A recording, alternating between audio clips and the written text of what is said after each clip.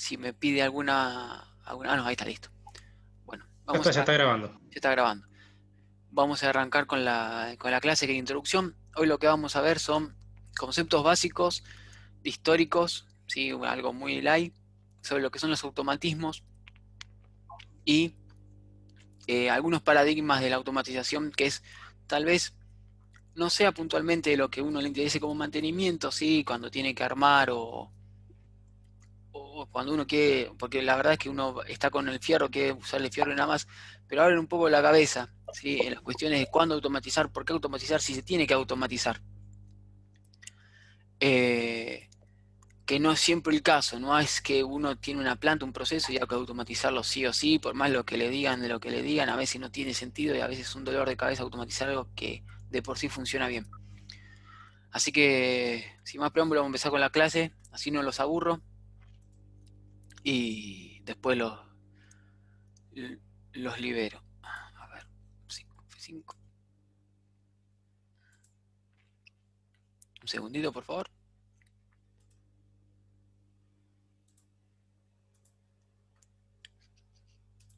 Ahí está. No sé si ahí ven la diapositiva. Sí, Avísenme. sí, sí Avísenme, se por ve. favor. Sí, sí. Perfecto. Sí. Bueno, la Esta clase clase, vos la subiste, ¿no? esta clase yo la subí. Yo voy a ir Está en subiendo está bien. ahora a medida que vaya, estoy revisando porque las escribí hace tiempo. Las clases estoy revisando a ver si puedo agregarle algo más o cambiarle algo. eh, para que ustedes puedan ir leyendo si quieren. ¿Sí? Yo no voy a explicar otra cosa de lo que no estén en esos archivos que suben en la clase. Una cuestión que no les dije, el problema con los libros de automatismo es que hay muy pocos libros que estén en castellano. La mayoría de los libros están en inglés. Si uno quiere saber sobre sensores, indefectiblemente cae en un libro que está escrito en inglés y si uno no tiene idea o no habla o no sabe, no tiene un nivel técnico de inglés, a veces se complica. Eh, Así que lo que hago yo es leer, busco información de páginas y armo toda una clase para que ustedes puedan leer. Son extensas, ¿sí? Por ejemplo, esta clase tiene 15 hojas nada más, pero la próxima clase son 50 carillas, ¿sí? Y está bastante comprimido. Pero es más que nada para que ustedes tengan unas nociones a dónde vamos apuntando. Ahora bien, la clase 1 tiene que ver con lo que es conceptos básicos de automatismo, una breve reseña histórica. Si ustedes les preguntan qué es una automatización o qué es la automatización, ¿qué entienden ustedes? Nadie pregunta. Tratar Sí, tratar de que algo sea de manera automático, obvio, ¿no? La Sí. palabra le dice. Ahí hay, según a quién le preguntes, ¿sí? Te va a discrepar mucho, ¿sí? Porque hoy por hoy una automatización es algo automático.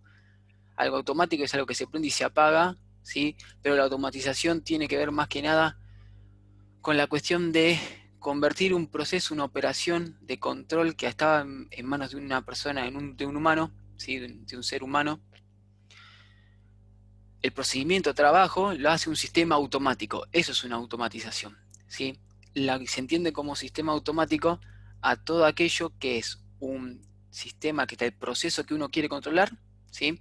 Hay un controlador que es el que se fija cómo actuar sobre el proceso y ese controlador está unido a sensores y actuadores, ¿sí?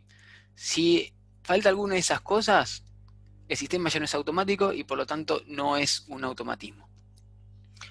Por ejemplo, eh, tan simple como algo, o sea, puede tomar una decisión. Por ejemplo, llenar un tanque de agua, ¿sí? En el cual tengo una bomba y una boya, ¿sí? Eso ya sería un automatismo. Eh, una bomba que yo le pongo un horario y está prendido cierta cantidad de tiempo, eso no sería un automatismo porque no tengo sensores. Lo único que hago es prender un temporizador que arranca la bomba y se apaga. Y sin embargo, eso es algo automático porque se prende y se apaga. Hay una leve diferencia entre los dos, ¿sí? En uno tengo sensores, en el otro tengo sensores que es una boya, tengo un actuador que es el motor, tengo un proceso que es mi tanque, ¿sí? Y tengo una lógica programada, en realidad. programada. La lógica dura, ahí lo que nos estaría faltando, la lógica dura no se puede programar. Porque si se fijan en la siguiente línea dice que su comportamiento está definido por el programa de acción con el que se programa el controlador. ¿Sí? Ahí ya un contactor, una lógica de contactores no catalogaría como un sistema automático por más que funcione de forma automática. En fin, esta es la definición. Según a quien le preguntes, te va a discrepar, te va a decir, eso sí es un sistema automático, esto no, y lo demás. Pero tomen como esto, en líneas generales, lo que es. Perdón, yo estoy gesticulando a la cámara, no sé si me están viendo. Si me ven que Sí, sí. si ven que me muevo las manos y todo lo demás, es normal. Cuando hablo, gesticulo mucho. Bien. Entonces tenemos el automatismo a lo largo de la historia tuvo diferentes fases, los automatismos, ¿sí? La primera fase, que se puede catalogar como el primer paso para lo que es lo que son la historia del automatismo, es lo que es la mecanización y la racionalización del trabajo, ¿sí? En esta etapa lo que se buscaba era que la fuerza de lo que es la fuerza bruta de humana y animal, reemplazarla por máquinas, ¿bien? Que pudieran hacer el trabajo de forma más eficiente, sin cuestiones como el cansancio, el agotamiento, no por enfermedades, etc. En esta época, es el siglo XVIII, los principales inventos que resaltan son la máquina de vapor, que conllevó a la creación de lo que son los trenes, ¿sí? Y lo que es el telar de Jacquard. Mal dicho telar de Jacquard, porque Jacquard no inventó el telar ya existía. Lo que inventó Jacquard fue el mecanismo para generar lo que es la urdimbre, ¿sí? Que es, si ustedes se fijan acá de costado, tienen la trama de cómo se va armando una tela, ¿sí? ¿Qué es lo que hacía este aparato? En la parte de atrás del telar había una tarjeta perforada que lo que hacía era, mediante unas agujas, unos ganchos, ir levantando los hilos que se ven en esta parte de acá, ¿sí? Y la persona que estaba a cargo de tela iba pasando de un lado al otro la tela, perdón, el hilo que va hacia esta forma, e iba armando el patrón de la tela, ¿sí?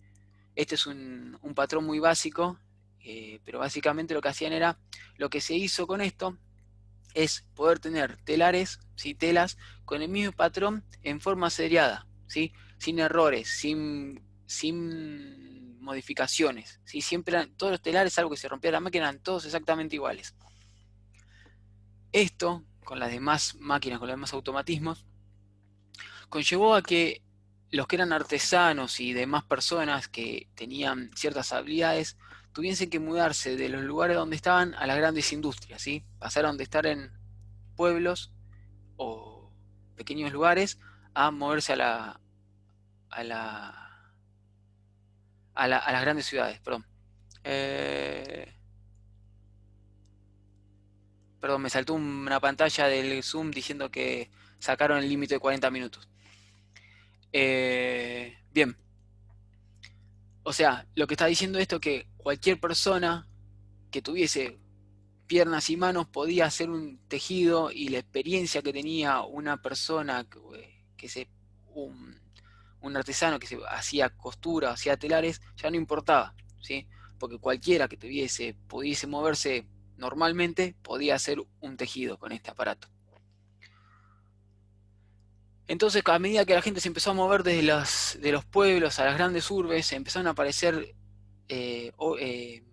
cuestiones de cómo mejorar la producción en las fábricas esas. Entonces aparece en lo que es siglo XIX, lo que es lo que se llama como gestión científica, ¿sí? Si alguno lo escuchó nombrar, se llama el Taylorismo, es eso. Este señor que está acá, el que se ve la foto, se llama Frederick Taylor, ¿sí? Para algunos un héroe, para otros un monstruo, ¿sí? Consideraba que, para mi consideración, bastante siniestro, un personaje bastante siniestro, consideraba que el cuerpo del trabajador sí era una máquina, ¿sí? Y que era una máquina que había que entrenarla, bien, para que pudiera hacer su trabajo de la manera más eficiente posible. Esto es, por memoria muscular, ¿sí? Por la repetición de hacer una tarea, uno ya se acostumbraba a hacerla automáticamente, ¿sí? Y lograba aumentar la producción. En ese contexto, ¿sí? El trabajador, el operario de la línea, no pensaba. ¿Bien? O sea, era un robot. Básicamente, no tenía pensamiento, no podía analizar, no podía hacer nada. Lo único que servía era para hacer eso. Y ahí es donde empieza a aparecer un poco la complicación con el Taylorismo, y una revisión histórica empieza a mostrar que es bastante más complicada, ¿sí? Al aparecer esta cuestión de lo que es la gestión científica, se empezaron a dividir las personas que están dentro de una industria, ¿sí? Se empezaron a dividir lo que era, lo que se llamó como white collar y lo que llamaban blue collar, ¿sí? Los blue collar eran los trabajadores rasos, se llamaban así porque usaban overoles de color azul. Y los white collar eran los gerentes o los ingenieros que, como usaban trajes, ¿sí? Con solapa, como este señor acá, se los llamaba de esa manera. No había relación entre otras personas. Los white collar mandaban sobre el blue collar, y de manera a veces de explotación, a niveles de explotación, que en el siglo XX empezó a notarse con la invención de lo que es, de quien es Henry Ford, que antes de la Primera Guerra Mundial comenzó a trabajar en mejorar la producción de ensamblaje de sus coches, ¿sí? Y tomando las ideas del terrorismo, en las cuales consideraba que el ser humano era una máquina, el operario era una máquina que tenía que ser refinada, montó la primera línea de ensamble en 1913, en la cual los operarios estaban limitados a un lugar, a una base, a una estación propiamente dicho, en la cual hacían una sola tarea. Un solo operario, por ejemplo, uno se ponía armado, ponía los amortiguadores, y el otro que seguía ponía los tornillos encima del amortiguador para que este no se saliera. ¿Cuál era la cuestión? Esa línea de ensamble iba moviendo la carrocería del coche a una cierta velocidad, por lo cual uno tenía que completar su tarea en el momento que pasaba el auto a la velocidad de la línea de ensamblaje. Imagínense estar 8 horas parado haciendo continuamente la misma tarea repetida, ¿sí?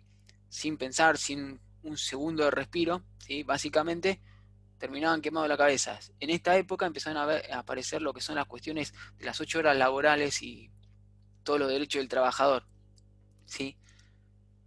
Eh, Así que bueno, algunos consideran que esto fue una gran invención. La verdad, mirándolo desde una perspectiva un poco más humana, es bastante complicada. Luego, cuando empezaba todo el mundo avalaba lo que hacía Henry Ford con su línea de ensamble, después de la Segunda Guerra Mundial, que llevaron su forma de producción de ensamblado a lo que son las grandes industrias militares y demás, en 1947 la Ford Industry creó lo que es el concepto de automatización, ¿sí? Automation. Puntualmente se llamaba Departamento de Automatización.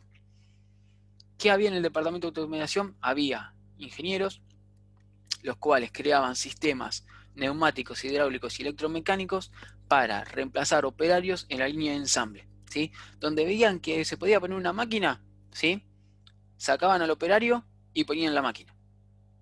Bien, ahí empezó a haber un montón de cuestiones de huelgas y demás por este movimiento, lo cual es bastante complicado, y es un camino que la automatización jamás debió seguir. En 1950, en Estados Unidos aparece Henry Ford, presenta el concepto de autómata. La Ford presenta el concepto de autómata, que eran fábricas, ¿sí? Habló de fábricas autómatas, que eran fábricas que se operaban solas. En realidad eran tableros, ¿sí? Que estaban conectados a máquinas que hacían cierto proceso tocando un botón y armaban. ¿Cuál era el problema con esas máquinas? Que no tenían lo que se llama lazo de retroalimentación. O sea, una apretada de botón, la máquina hacía lo que tenía que hacer, pero si lo hacía mal no importaba, ¿sí? Ponía un tornillo y lo ajustaba mal, no tenía que pasar en otra etapa en la fábrica un proceso de calidad que estaba hecho por personas, o en la etapa donde estaba posterior a la donde estaba la máquina, para fijar si había ajustado bien el tornillo y demás. En este momento histórico de lo que es la automatización de la producción, ¿sí?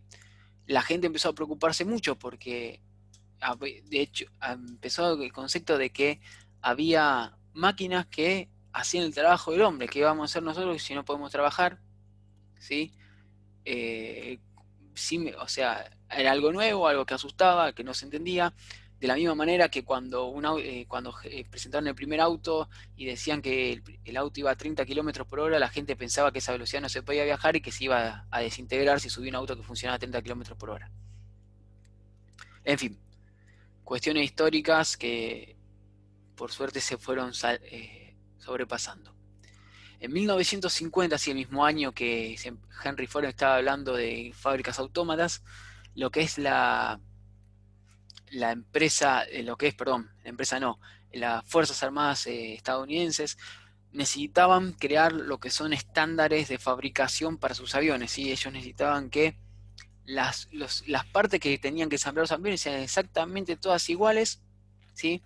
Para que los aviones funcionaran de la mejor manera posible. Querían normalizar la fabricación para tener un producto estandarizado que no tuviese errores.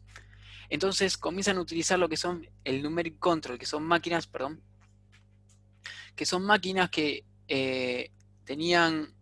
funcionaban con tarjetas perforadas, igual que el telar de Jaguar, que lo que hacían era mostrar los patrones en lo que una máquina, que era una fresadora, lo que ustedes quisieran, una máquina específica para hacer el trabajo que se necesitaba, para hacer los dibujos y los diagramas en la parte o cortar una pieza de cierta forma y demás.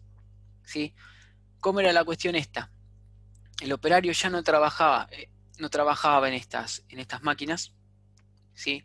Lo único que hacía era poner una tarjeta en una ranura, fijarte que la máquina arrancara, cuando terminaba la máquina de arrancar, de hacer su proceso, sacaba la tarjeta, reiniciaba el sistema, volvía a meter una pieza nueva en el lugar, ponía la tarjeta y arrancaba. O sea, el operario no hacía absolutamente nada, salvo mover la pieza, poner la tarjeta y esperar que terminara. Todo lo que es el control de la fabricación, de la mecanización de la pieza pasaba por el departamento de automatización, ¿sí? Que tenía cada una de las empresas. Esta foto que se ve acá es la primera máquina NC, que es una marca es europea. No recuerdo el modelo, ¿sí? Bien. Lamentablemente sí, este procesos resultaron ser demasiado caros para llevarlo en esa época a lo que son la industria en general. Entonces quedó encasillado en lo que son las empresas aeronáuticas subsidiadas de los Estados Unidos, por ejemplo. Lo que sí demostró era que eran mucho más efectivas que los operarios trabajando. O sea, estas máquinas podían hacer trabajo mucho más rápido, en menor tiempo, con menos desperdicio de material, etc. Entonces, de ahí, luego de pasar de la fase 2, que es la automatización de la producción, quiso pasar a la producción ayudada por computadora, ¿sí? En este punto de la historia lo que se buscaba era que todo proceso estuviese ayudado por un sistema lógico. No digo digital, porque en esta época, en lo que es 1914, 1915, hasta 1944, las máquinas, las computadoras eran analógicas, ¿sí? Entre 1944 hasta 1970 había una mezcla entre las máquinas, ¿sí? Eran máquinas análogas digitales, hasta que en 1970 se creó el microprocesador y las máquinas comenzaron a ser digitales. Bien. En 1950 apareció el primer experimento de esta cuestión de la producción llevada por computadora, en la cual la empresa TRW, que es una empresa que tiene un montón de patas en un montón de industrias estadounidenses, generó un sistema generado que tenía sensores, ¿sí? Conectados a una computadora en una refinería de Texaco en Port Arthur, que es en Texas, ¿sí? ¿Qué es lo que hacía esta máquina? Básicamente lo único que hacía era tomar las señales de campo de cualquier proceso, por ejemplo, la temperatura de la caldera de la torre de destilación y demás, y generaba un reporte, ¿sí? Este reporte le decía al operario, ¿sí? ¿Dónde y cuándo qué tenía que hacer, dónde tenía que ajustar, ¿sí? O qué problema tenía en el proceso para ir a ajustarlo y que siguiera funcionando. ¿Cuál es el problema de esto? La persona que está a cargo del mantenimiento podría no entender absolutamente nada del proceso, ¿sí? Lo cual es una complicación muy grande. Uno no puede hacer mantenimiento sin entender cómo funciona un proceso. Y entonces acá empiezan a aparecer las complicaciones, lo que son las automatizaciones, que vamos a hablar en un ratito. Bien, en 1960, luego que comienzan a trabajarse lo que son los lazos de control cerrado, ¿sí? Un lazo de control cerrado es, aparecieron, antes que decir eso, aparecieron lo que se llaman válvulas de servocontrol, ¿sí? Que permiten con un vástago o permitir el paso de algún líquido hidráulico o de aire o un sistema neumático, y que podía tener ciertos valores para accionar sobre un proceso. ¿Qué es este lazo de control? Sí, esto es lo que hace, yo me recibí en Ingeniería de Automatización y Control, esto básicamente es lo que a mí me da de comer si estuviese trabajando en automatismos, ¿sí? Yo tomo una referencia, supónganse que este proceso que tengo acá es no sé, una caldera, ¿sí? En esa caldera yo tengo conectada una termocupla, que es un termómetro que mide la temperatura, ¿sí? Y yo le digo a este proceso, a mí me gustaría que este proceso estuviese a 50 grados centígrados, por así decir, cualquier número, ¿sí? Esta es mi referencia, yo quiero que la caldera esté a 50 grados centígrados.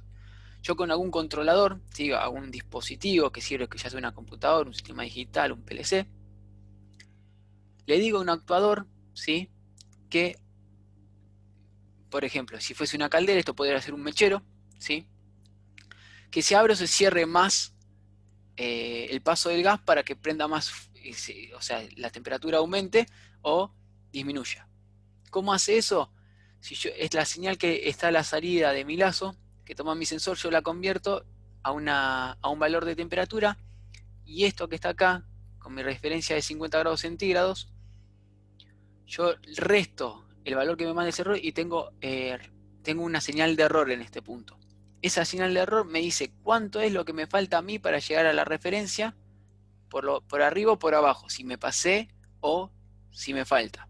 Supónganse que yo mido el sensor y el sensor me dice que está esto a 60 grados centígrados, ¿sí? Yo aquí tengo una referencia de 50, el controlador le va a decir al actuador, apagate, ¿sí? En ese momento el mechero se apaga o baja la temperatura y deja que la temperatura de la cadena empiece a bajar, ¿sí? Básicamente eso es un proceso, un lazo de control.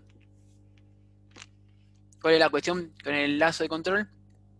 Que tiene que tener tiene que tener en consideración el modelo matemático de lo que es el proceso, ¿sí? Uno, para poder utilizar este lazo de control, necesita saber lo que se llama la función de transferencia del proceso, que es cómo se relaciona la entrada con la salida, ¿sí?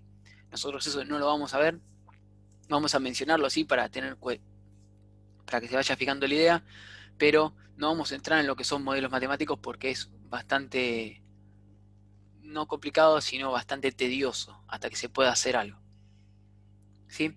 Una cuestión más que es importante entender, ¿sí? Que nosotros recién estuvimos hablando de que las computadoras iban, a medida que iban evolucionando en el tiempo, ¿sí? Tenían diferentes, eran de diferentes eran diferentes índoles, ¿sí? Eran analógicas, digitales, ¿sí? A medida que empezaron a evolucionar los sistemas computados, ¿sí? Hubo esa evolución se vio reflejada directamente en el precio, en lo que salía a fabricar una computadora y en el tamaño que tenía, ¿sí? Las primeras computadoras ocupaban habitaciones gigantes, ¿sí? Los carreteles y demás, de cinta magnética para poder guardar la información, por lo cual no era muy factible tener un equipo NC conectado a una computadora. Entonces por eso se utilizaban tarjetas perforadas, las cuales eran utilizadas y diseñadas y programadas por el departamento de automatización. A medida que las computadoras empiezan a disminuir su tamaño y precio, se empiezan a implementar en las industrias, ¿sí? Computadoras, por ejemplo esta que está acá, que funciona con cintas magnéticas tipo la de los cassettes, para controlar diferentes grupos NC. Esto se empezó, estos son equipos NC, perdón. Esta técnica se llamó DNC, que es Direct Numerical Control, ¿sí? O control numérico directo, en la cual la computadora que estaba en una sala de procesos le enviaba información a cada una de las máquinas para para decirles lo que tenían que hacer. Vos ahora tenés que fresar esta pieza, o tenés que taladrar esta pieza y demás. En este punto él seguía siendo el departamento de automatización y los ingenieros los que se encargaban de la programación de esas tareas, ¿sí? Del proceso en sí. En 1970, a medida que empezaron a aparecer los microprocesadores y el tamaño de las computadoras se redujo, ¿sí? Las computadoras pasaron de la sala de operaciones a estar al lado de la máquina, ¿sí? Y en ese mismo lugar, y ahí fue cuando empezaron los operarios a meter mano y empezar a hacer control numérico, ¿sí? El control numérico, que empezaron a aparecer las máquinas CNC. ¿Qué me refiero con CNC? Control numérico el control numérico es una lista, ¿sí? Una líneas de datos que están en un código numérico, en la cual posicionan, que tiene diferentes valores, en los cuales yo le doy determinado el posicionamiento del cabezal, de una fresadora, por ejemplo, y demás. Hoy por hoy nadie programa como se programa en esa época. Son mucho más amables los programación. Si algún momento tiene una oportunidad de ir a Wilde, ¿sí? Wilde tiene una máquina CNC, la cual, tiene un entorno CNC, el cual se puede programar con código numérico, y es bastante tedioso, porque tiene que uno saber que antes de poder programar tiene que saber lo que está poniendo, porque puede arruinar el entorno. No sé si alguno conoce algún DNC, seguramente alguna máquina CNC, alguno que haya trabajado en un taller debe haber visto. Pero bueno, en este lugar, ¿sí? Lo que es la separación entre white collar y blue collar que habíamos mencionado en un principio, se empieza a desdibujar, porque son los operarios los que empiezan a meter mano en la máquina y a hacer los programas, ¿sí? Ellos se convierten en los ingenieros, ¿sí? Que son la persona que conoce la máquina. Ingeniero viene de la palabra máquina, engineer, que es engine, perdón, y engineer es básicamente el que conoce la máquina, ¿sí? Viene de la cuestión de del nombre que tenían las personas que manejaban las locomotoras en Inglaterra en 1890, ¿sí? El ingeniero era que estaba arriba de la locomotora y sabía cómo funcionaba, qué problemas tenía y lo demás. Muchas personas piensan que ingeniero viene de ingenio, y no es así, es el que conoce la máquina. Entonces, viendo que esta situación empezaba a aparecer, antes que eso, ¿sí?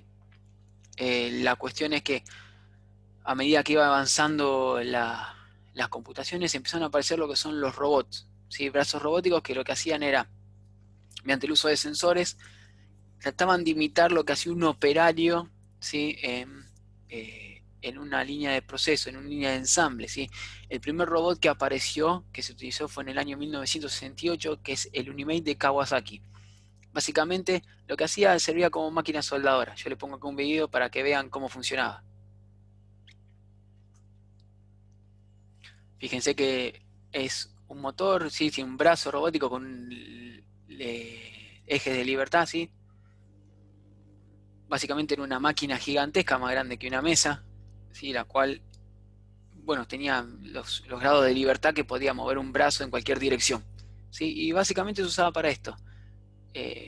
Soldadura de punto, se podía usar para mover piezas, ¿sí? La única cuestión es que quedaba no tenía forma de moverse, ¿sí? Tenía que tener cierto espacio para poder implementar esto. La cuestión es que a medida que empezó a evolucionar esta tecnología de los robots, de los brazos robóticos, a mediados de los años 80 empezó a decaer. ¿Por qué? Se hicieron muy complicados de mantener.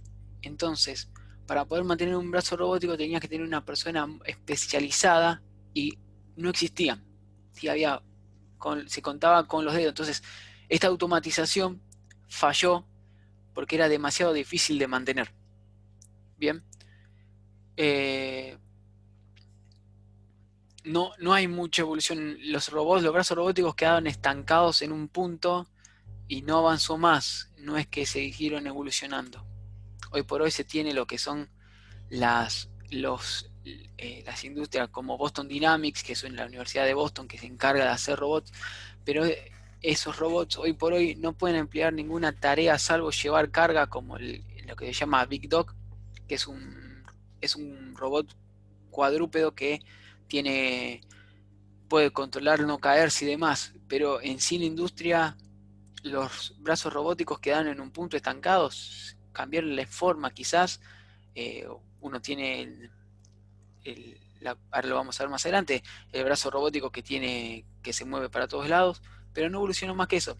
La cuestión era esto se debe a que son muy difíciles de mantener y hay que estar muy especializado para poder hacer mantenimiento de un brazo robótico. Entonces, yo tengo un proceso en el cual mi fusible se llama todo que es o cuello de botella si ustedes quieren, que es si se me frena eso, si se me rompe eso no puedo seguir produciendo. Entonces dijo, ¿para qué voy a seguir haciendo esto con un robot? ¿Sí? Si lo puedo hacer con una persona y la persona va a seguir trabajando. ¿Sí? Y a mediados de los 80 y finales de los 70 empezaron a aparecer lo que son los HNCS, que son una mezcla entre lo que es el DNC y el CNC, en el cual tengo máquinas CNC que estaban controlados por una máquina principal, la cual yo le mandaba las librerías, se llaman, esto no se los dije, yo tengo librerías donde tengo códigos de cómo mecanizar una pieza, ¿sí? Esa computadora manda a través de la transmisión, en esta época ya se empezó a implementar redes industriales, RC485, que convertía las señales RC232 a 485, esto después lo vamos a ver, quédense tranquilos, y se lo transmitía a las máquinas. Nuevamente, en este punto, el operario es como que lo quisieron sacar de vuelta del lugar y dejar de vuelta el departamento de automatismo en el lugar de manejo de lo que hacían las máquinas. Sin importar si por ahí la experiencia del operario le decía, che, si yo hago esto puede ser mucho mejor. Bueno, es una cuestión de poder de quién está a cargo en la industria. Básicamente esta etapa. Luego bueno, esto es lo que le decía yo, estos son por lo general los brazos robóticos que hoy uno está acostumbrado a ver en un día. Sí, fíjense, estos son nuevos, no cambiaron absolutamente nada a lo que era el concepto principal que vimos recién del Unimate. Esto se llama Sistema de Producción Flexible, FMS. ¿Sí? Básicamente los robots no eran buenos para hacer procesos que podía hacer, por ejemplo, un CNC, una máquina, un CNC. Este es lo que tenemos acá, abajo, un tipo de CNC, otro más. Un torno creo que es esto, si no me equivoco. Entonces básicamente lo que hicieron con los robots es decirle, bueno, estos van a agarrar y lo que van a hacer es transportar cargas de distintos puntos a distintas estaciones. Cada estación se llama FMC, que es celda de producción flexible. ¿Cuál es la facilidad y lo bueno de este tipo de esquemas? ¿Sí? Que uno puede armar su proceso industrial, ¿sí? Fíjense que... Un segundito. Que el proceso industrial... Me estoy quedando sin batería en la compu, un segundito.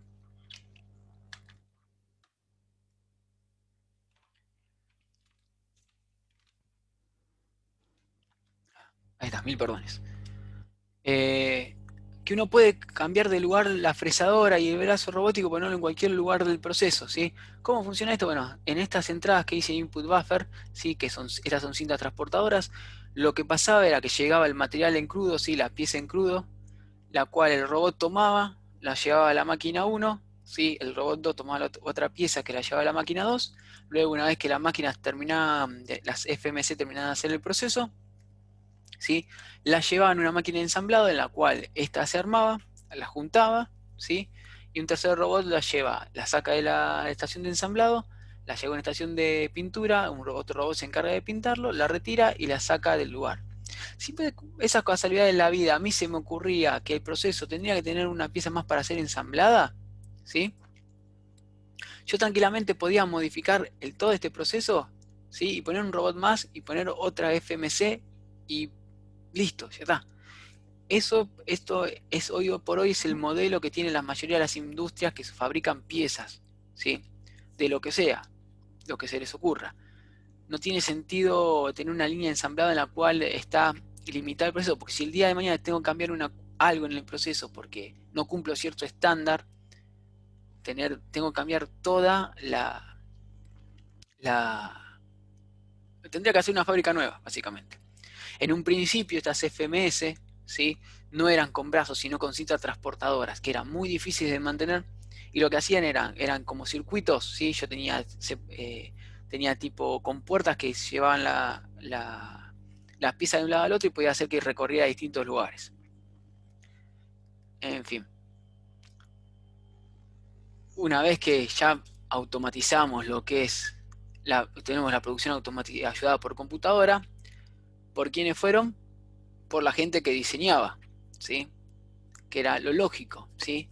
En 1960 la empresa McDonnell y Douglas, que se convirtió en Boeing, la empresa de los aviones, empezó a crear sistemas que se llamaban CAD.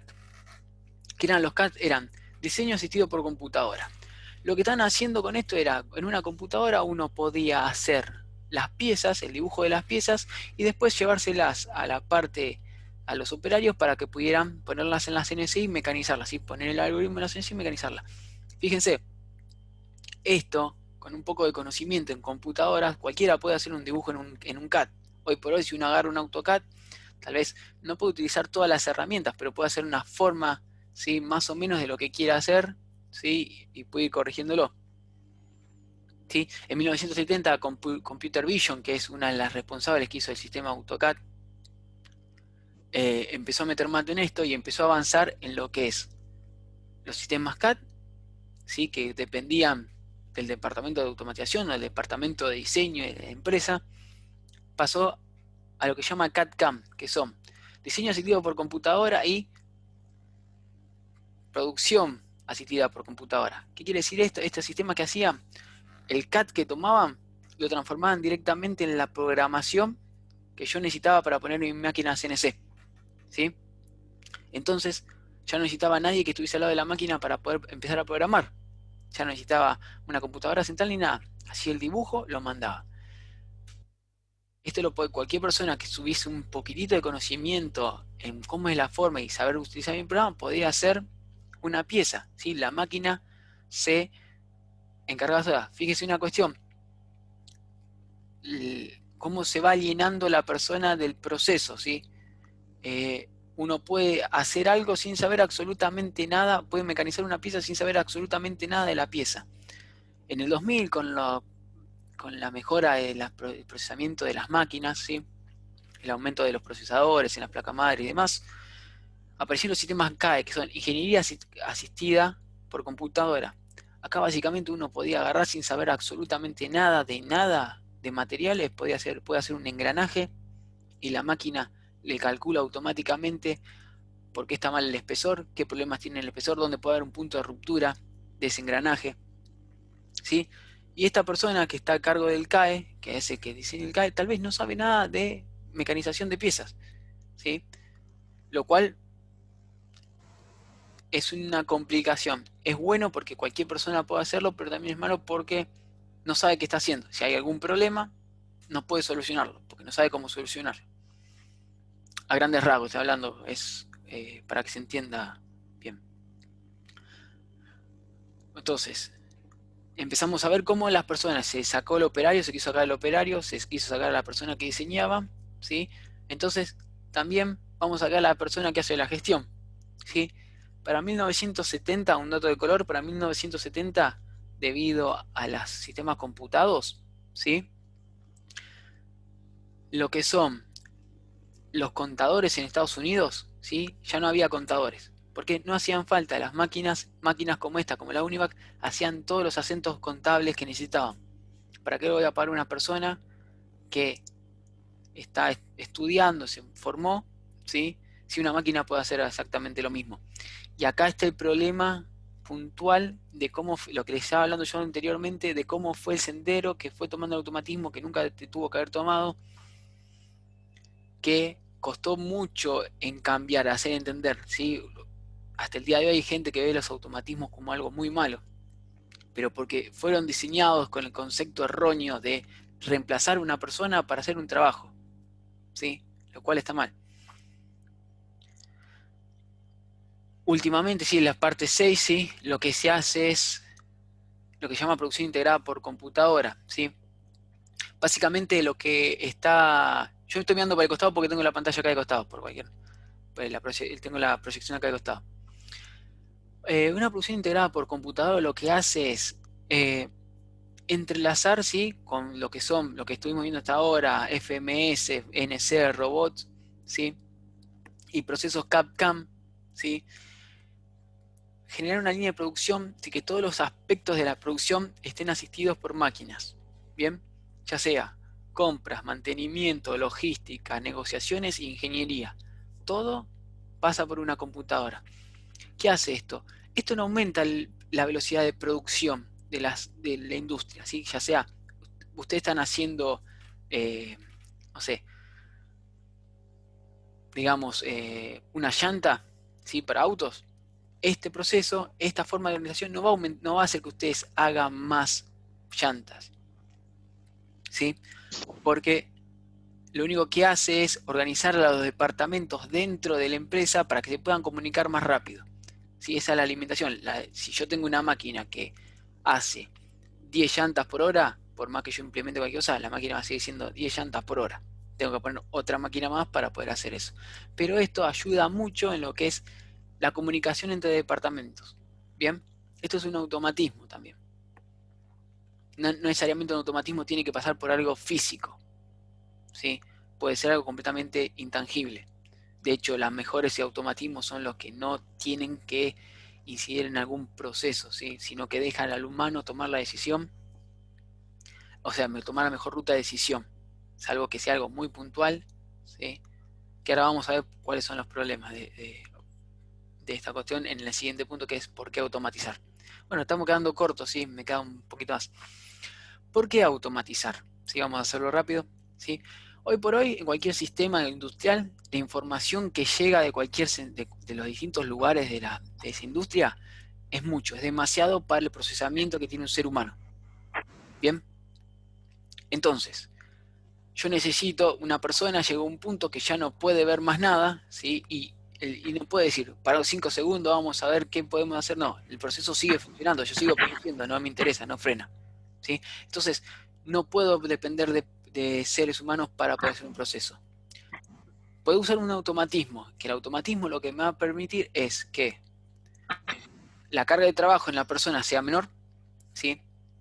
El estrés que sufre esa persona por estar en ese ambiente sea menor, la fatiga que conlleva al error humano, que puede ser que haga mal en la tarea, disminuya, me permite que la persona empiece a ocupar un lugar más de análisis, ¿sí?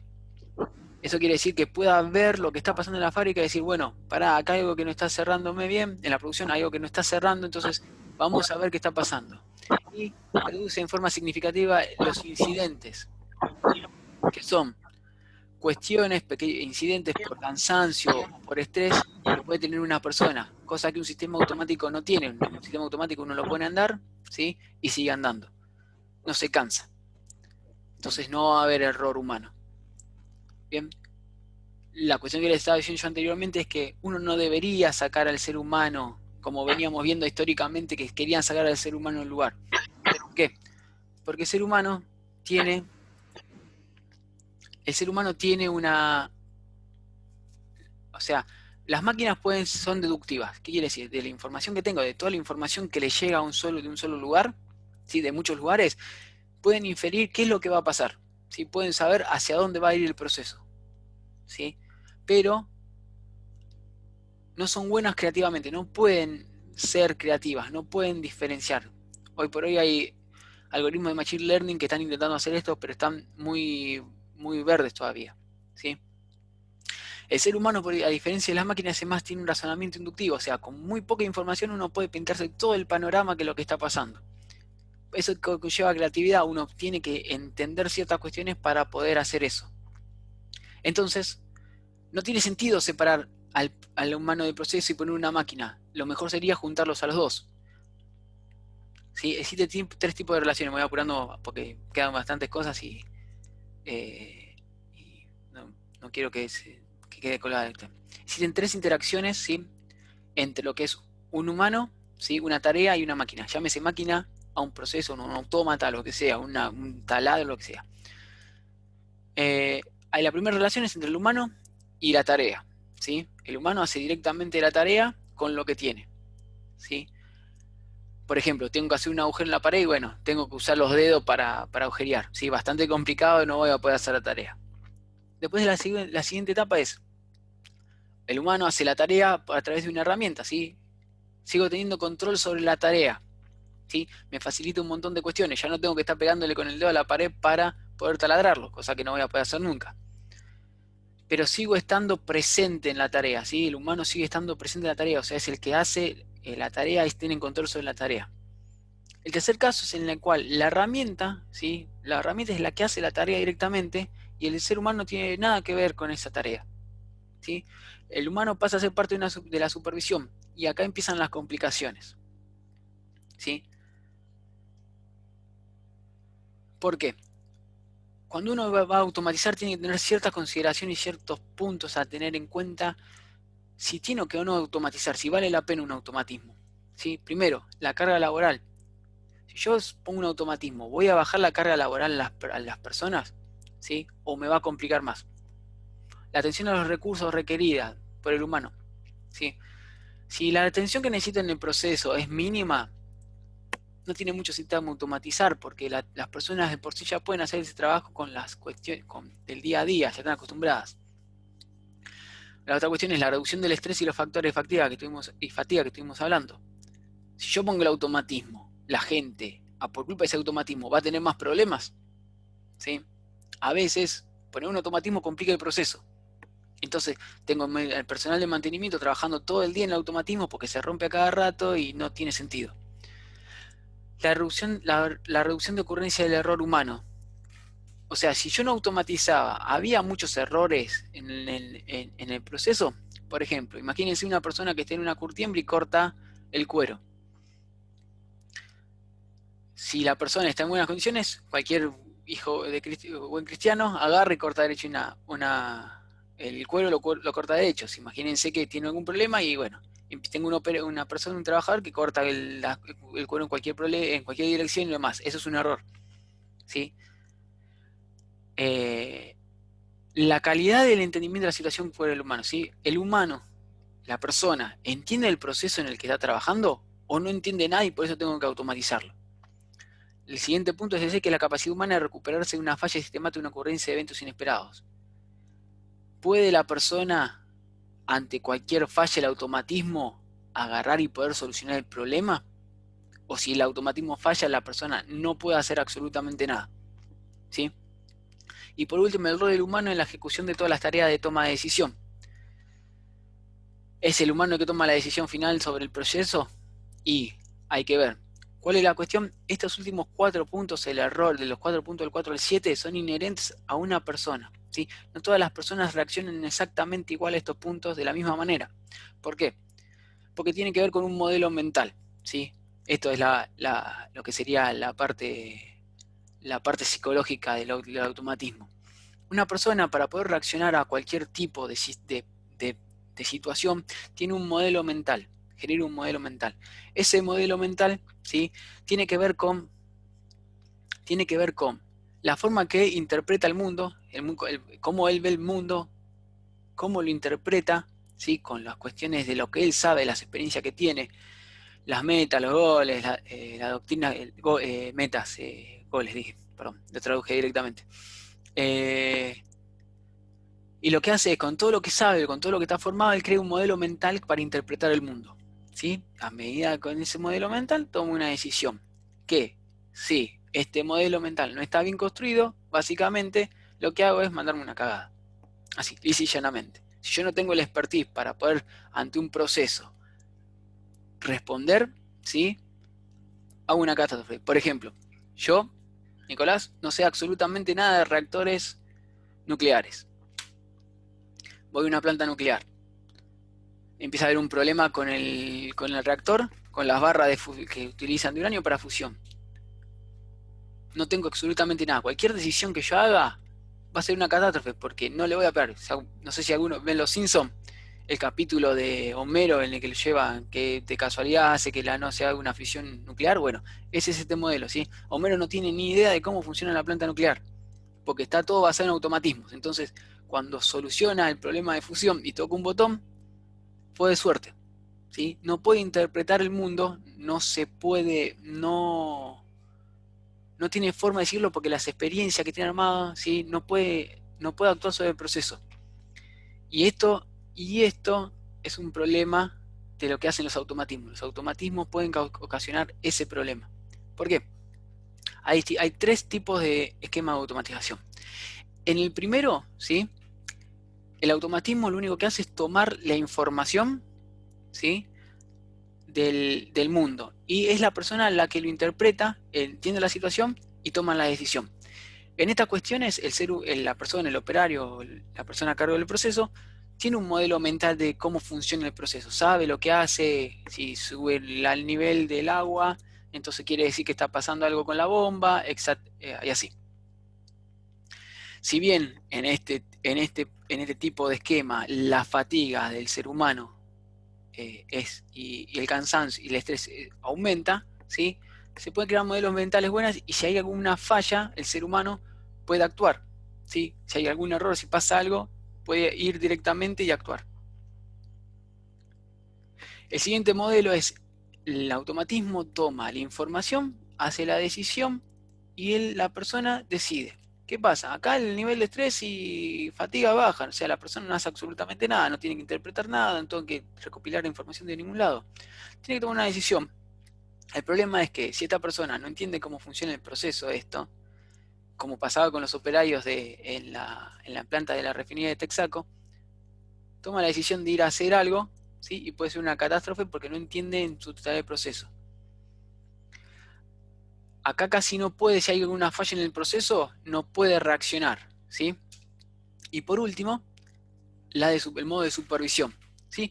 El humano, ¿sí? Este es el automatismo en la parte de arriba, no hace nada, ¿sí? Lo único que hace es mirar lo que hace el automatismo. Cuando se rompe el automatismo, acá estamos todos tranquilos, tomamos mate, no hay problema.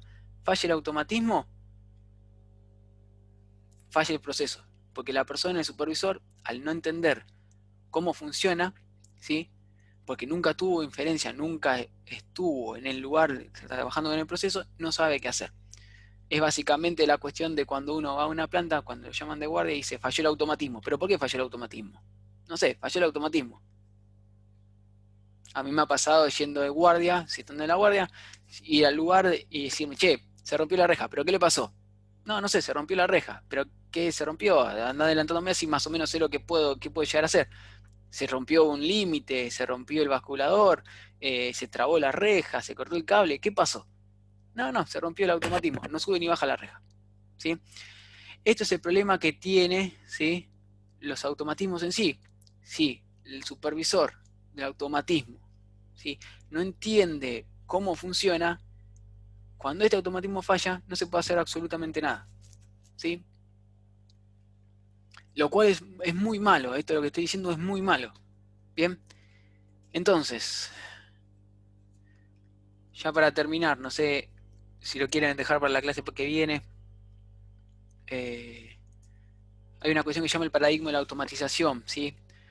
¿Qué pasó? Nosotros veníamos viendo históricamente que empezó a subir y a subir las automatizaciones, pero en el año 1900, a finales de 1960, los automatismos empezaron a decaer.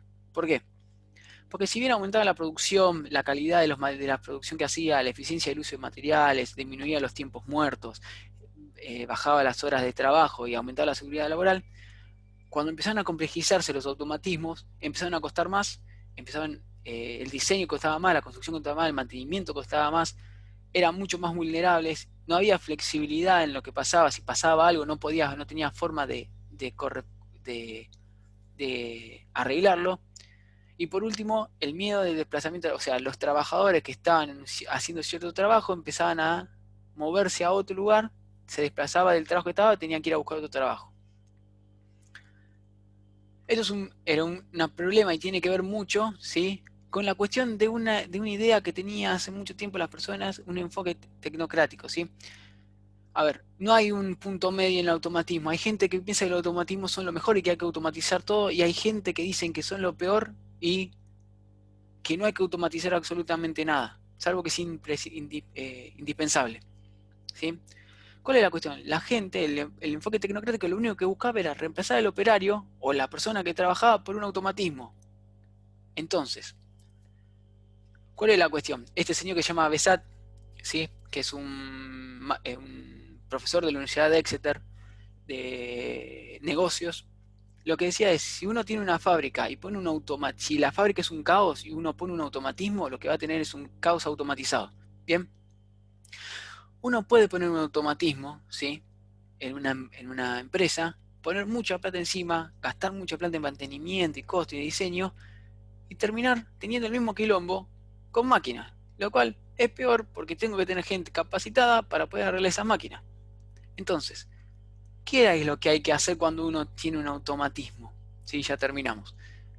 Primero, yo, antes que nada, tengo que simplificar mi proceso, sí o sí. El automatismo yo lo utilizo siempre y cuando, si mi proceso es un quilombo, lo que sea, tengo que simplificarlo.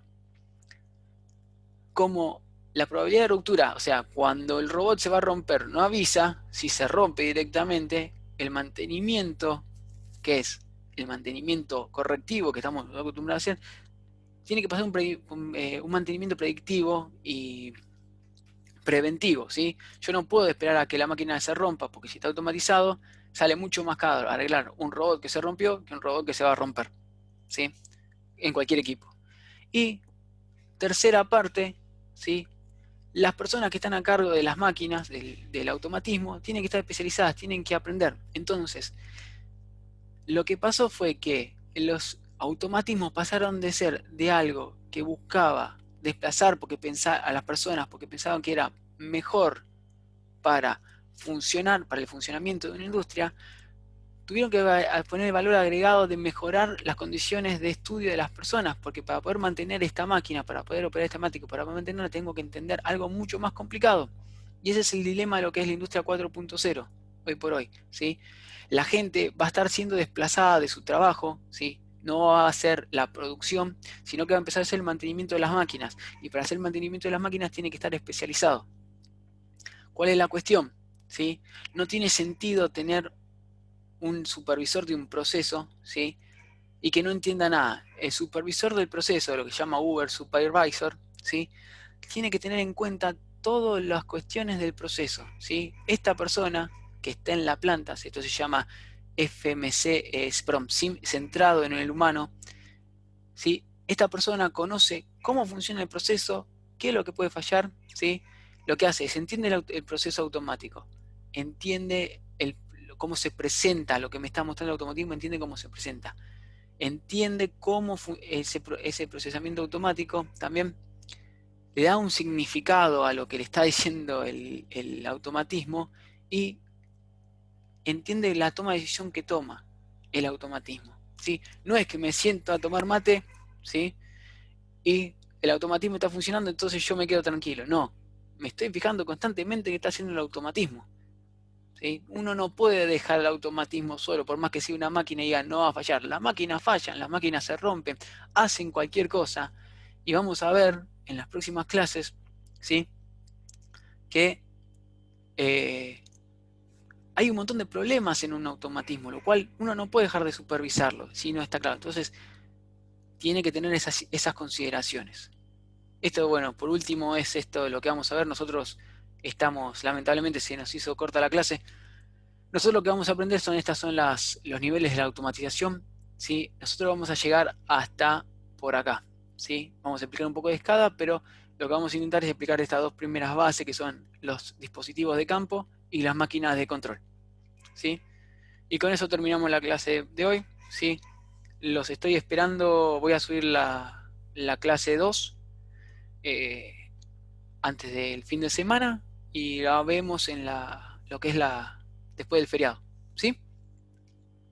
Los libero para ir a la Perfecto. otra Vale, clase. buenísimo. que lo está Sí, esperando Diego. los Diego videos los Gapena. subís también. ¿Perdón? Sí, los videos los voy a subir, sí. Un segundito antes que me olvide. Bárbaro. Buenísimo, Nicolás, gracias. Frenamos y